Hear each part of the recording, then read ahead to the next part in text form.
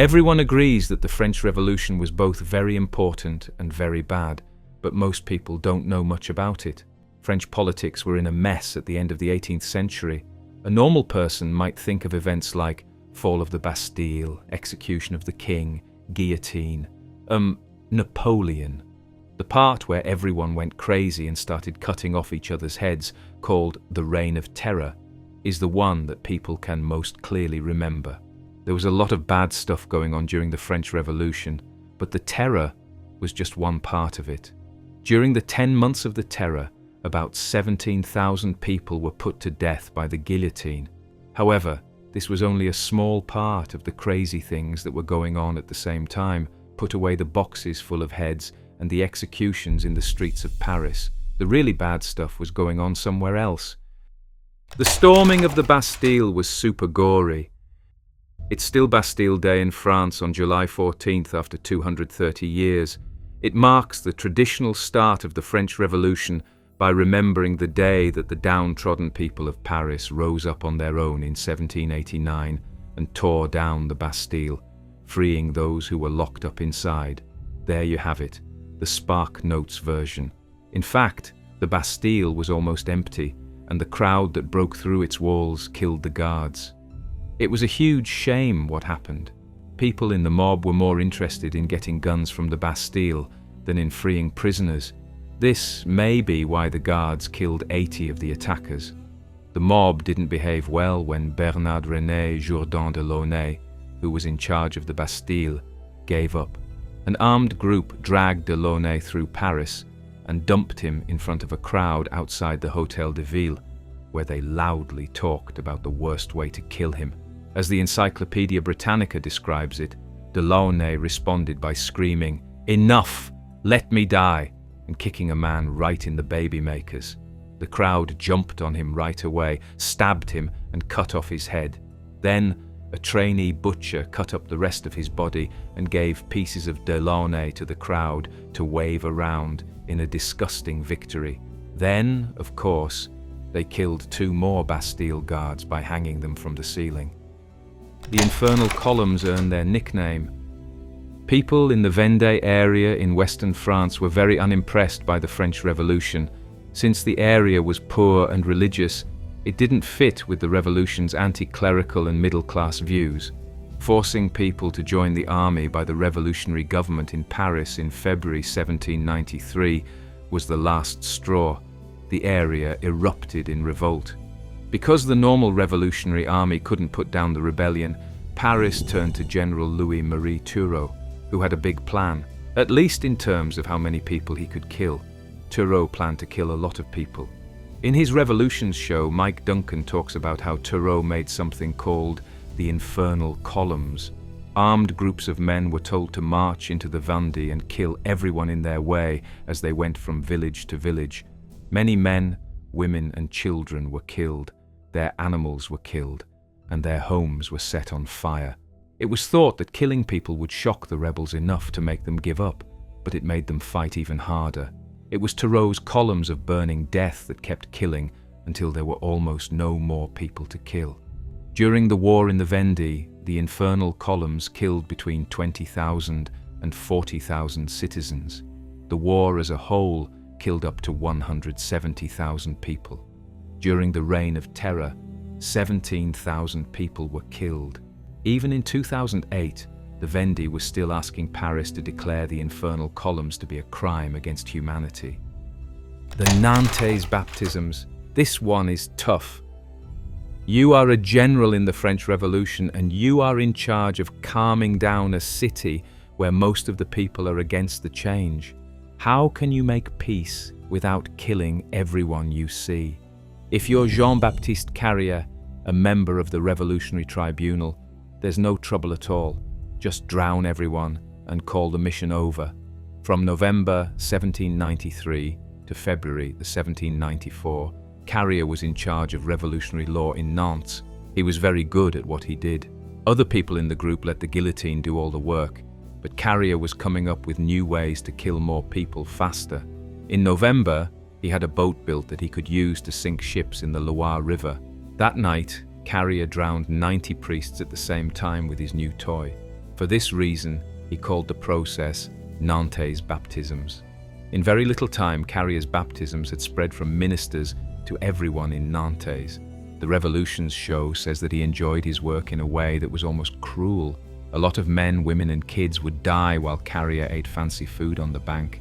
Men and women would be stripped naked, tied together and thrown into the Loire in Republican marriages.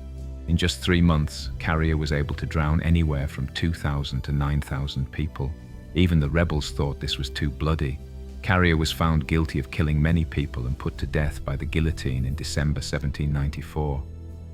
Robespierre's extremely bloody downfall. Maximilien Robespierre was the one who made the terror so scary. He was the most powerful person on the Committee of Public Safety and was in charge of the falling heads that filled Paris in 1793 and 1794. But Robespierre's fall and death were even more shocking than his life. It was July 27, 1794, which is also known as 9th Thermidor, Year 2. The Reasonable National Convention turned on the committee and put its far-left members to death. Robespierre and his closest friends ran to the Hôtel de Ville for safety during the chaos. As the soldiers got closer, Robespierre tried to kill himself with a gun. According to Revolution's program, all he was able to do was blow off half of his lower jaw, which made his friends very scared. During the chaos, Georges Couthon, who was in a wheelchair, fell from his chair and hit his head on the stairs. Frank Hanriot tried to get away by jumping out of the hotel windows, but he slipped and fell 3 stories into an open sewer. The book, Revolution, says that he wasn't found until hours later, motionless, covered in poop, and with one eye hanging out of its socket. The National Convention had all the people who were still alive after the Hôtel de Ville killed the next day. The bandage was on Robespierre's mouth, and he seemed to be trying to leave with some honor.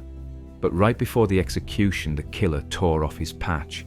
Robespierre's scream was so scary that it stopped only when Madame Guillotine killed him. The White Terror was almost as nasty as the actual terror. During the Thermidorian reaction in 1794, Robespierre and the Committee of Public Safety were put to death by hanging from a tree. Almost right away, all of the revolutionary leaders in the National Convention, who had been scared off by the far left, suddenly became very pro-right. Political prisoners were taken out of the jails. The executions were stopped. People who lived through the reign of terror were allowed to crawl out of the dark. The people who were being persecuted in France should have been able to let out a joint sigh of relief now that they were no longer afraid for their lives. If they did, it was hard to hear because they were all raising pitchforks and yelling "vengeance" at the same time. Britannica says that 9 Thermidor started a chain reaction of activities against terrorists that quickly turned into mob rule. As the National Convention turned a blind eye, moderates who had been persecuted took up guns and began attacking their neighbors who supported Robespierre. These groups of middle-class boys severely beat any Jacobins they came across in Paris. They were called White Terror because white was the family color of the Bourbon royal family. On the other hand, it was a wild west of lynchings, counter-lynchings, and killings out in the departments. In towns, bars were broken into and everyone who was locked up was killed. In villages, people settled old grudges by telling passing lynch groups that the neighbors they hated were actually Robespierre's friends. Overall, 2,000 people would die in the White Terror of Thermidor. This is a lot less than the real terror, but it's still 1,999 more deaths than were needed.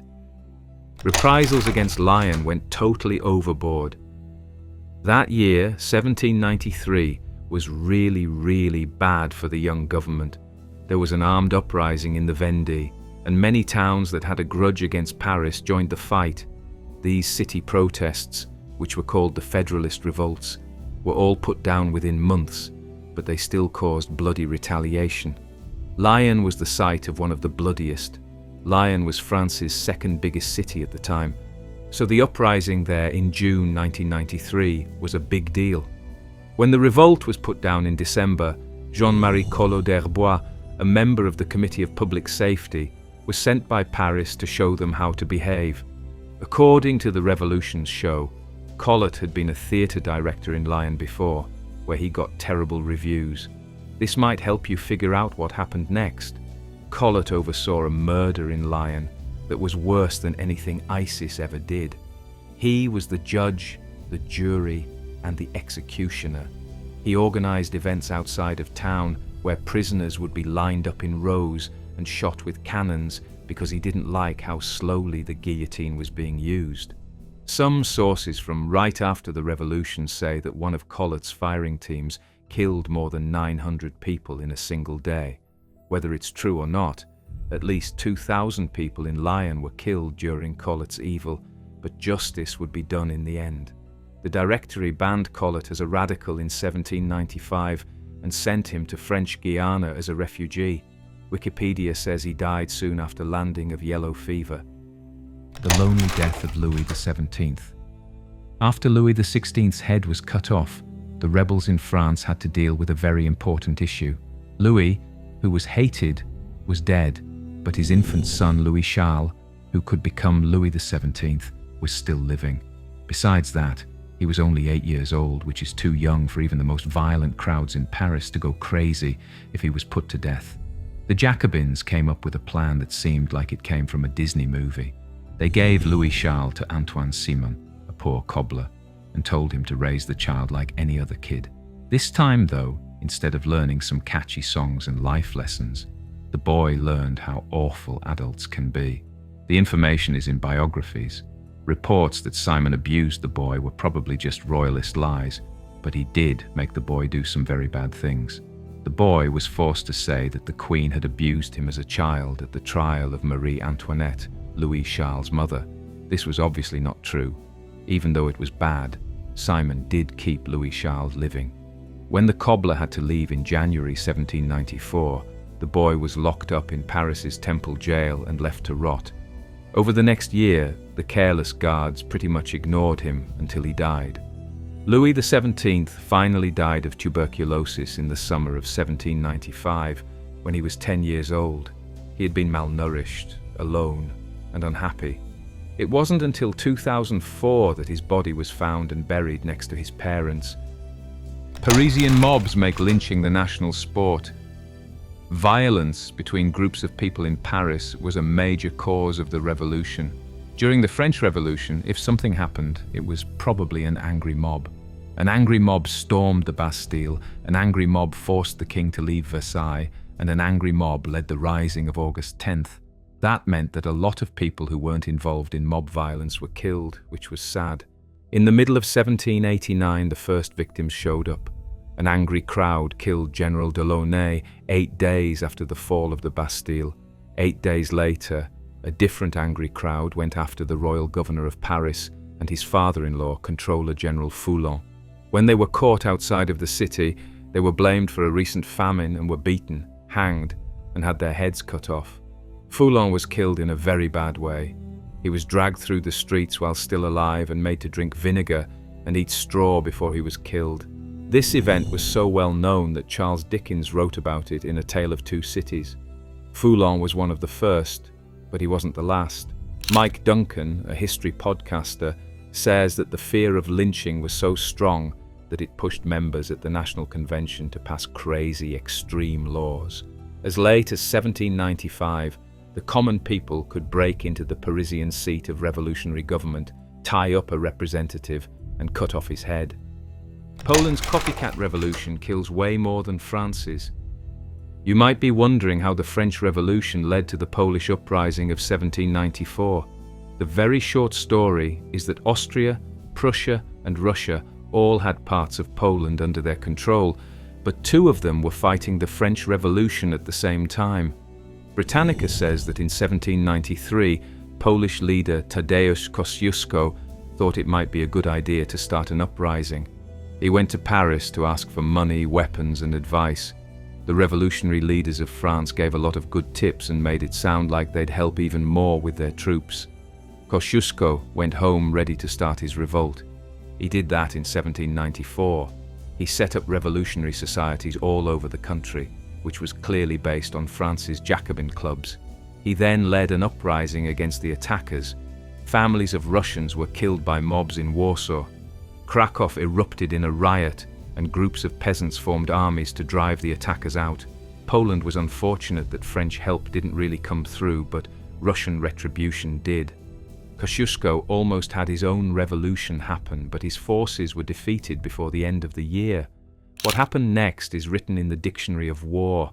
Russia started its own reign of terror around Warsaw, which was rebelling. Mike Duncan, a scholar, says that more people died in one day of Russian retaliation than in the whole French reign of terror. After that, Austria, Prussia, and Russia split Poland into 3 parts, which erased the country from the map until 1918. Executions for losing battles. What was the difference between career army leaders during the French Revolution and those who were put to death by the guillotine for being against the revolution? Answer: there was a good chance that counter-revolutionaries would live. It is said that only 17,000 of the 300,000 people who were caught during the Reign of Terror were put to death by guillotine. On the other hand, revolutionaries' army generals lost so many people that it would make the Black Death look good. After the Girondists started a war with Prussia and Austria in 1792, representatives on mission were sent to make sure that no snobbish soldiers lost their battles on purpose. In real life, this meant that any general who lost, even when it seemed impossible, was put to death by the guillotine. Dictionary of National Biography says that Theobald Dillon was lynched by his own troops after losing a fight in 1792. He was the first person to notice this. Soon after, the real fun started. One history of Europe says that Louis-Antoine de Saint-Just, who was known as the Angel of Death, shot General Isambert in front of his men for not being determined enough. Comte de Custine was put to death for losing a fight, while General Jean-Nicolas Houchard was put to death even though he won his battle against the Austrians for not using his tactical advantage. A family member of Theobald's, Arthur Dillon, also lost his head for writing to a German prince. This crazy change of officers stopped when Lazare Hoche and Napoleon Bonaparte started regularly beating impossible odds. That time, Napoleon abandoned his army to die in Egypt. After 9, Thermidor, a general who wasn't well known before, started to become well known. Soon, Napoleon Bonaparte became so well liked that the Directory, which was in charge, thought it might be a good idea to remove him from power. In 1798, they sent Napoleon to Egypt to lead an army and take it over. Scientists made a lot of progress during the trip. For example, they found the Rosetta Stone, which helped us read hieroglyphics. The part that is always left out is when Napoleon left his army to die in the desert. Napoleon's plan was to keep a French ship ready at Alexandria in case he needed to call in more help. The plan didn't include the fact that the British Navy would destroy the whole French fleet. Napoleon was stuck in Egypt and had to go along with an attack of Syria, but he must have known what was coming when the Ottoman Empire declared war. In March 1799, the little corporal woke up his men with a speech before going to bed. When the army woke up the next morning, their boss was gone. During the night, Napoleon took the last boat back to France and left his men to their terrible deaths. The surviving soldiers were killed by the plague, by people in the area, and by Ottoman forces on the rampage. In 1702, they finally gave up and let the British take over. Napoleon was already well on his way to becoming emperor at that point.